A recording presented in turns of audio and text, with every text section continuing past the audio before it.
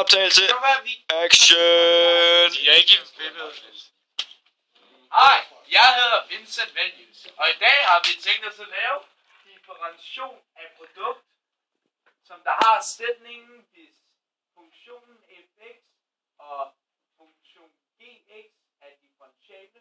Det her kan være to tilfældige funktioner, det er lige meget hvad de er. Det er det bare et symbol på to forskellige funktioner. F og g er f gange g funktionen differentiable, og f gange g differentieret funktionen er lige med f funktionen differentieret gange g funktionen plus f funktionen gange g funktionen differentieret.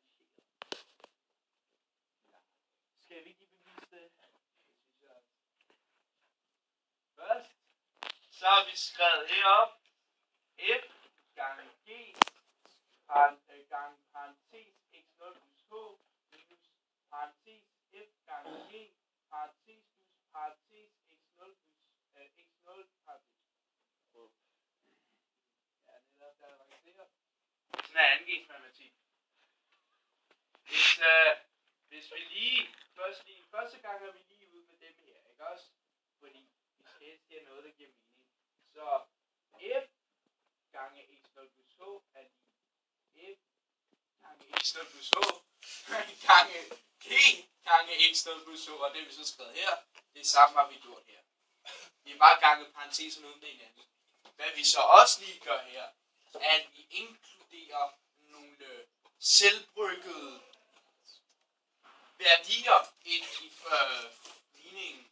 Det er netop her minus x f parentes x0 gange g parentes x0 plus h plus f x parentes x0 gange g parentes x0 plus h.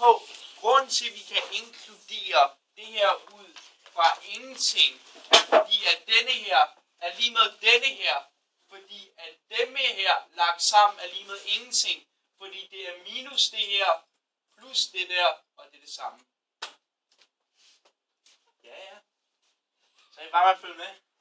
Så det vi så gør, at vi tager denne her, læg mærke til, at vi for jeres skyld gjort det meget lettere ved ligesom at understrege her med grøn og orange skrift. Fordi det vi gør, det er, at vi lægger den her sammen med denne her, som der giver det her, og så har vi lagt denne her sammen med denne her, som der giver det her.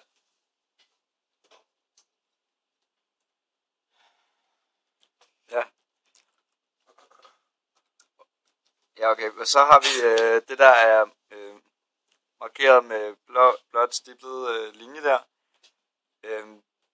Det ved vi jo bare er F-mærket X0 fra tidligere. Det ved vi bare. Sådan er det. Og det der vi har udenfor, det er sjovt.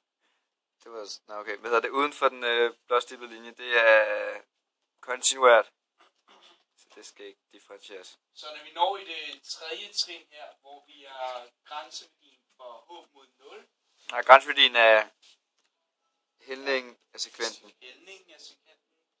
Så er h mod 0. G er kontinuert, vil vi bare fjerne h ud af den her parentes. Så skal der skøres mere med den.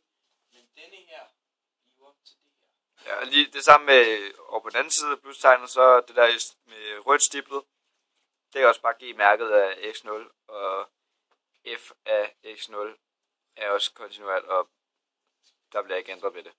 Og så er det jo det samme som det vi skulle bevise.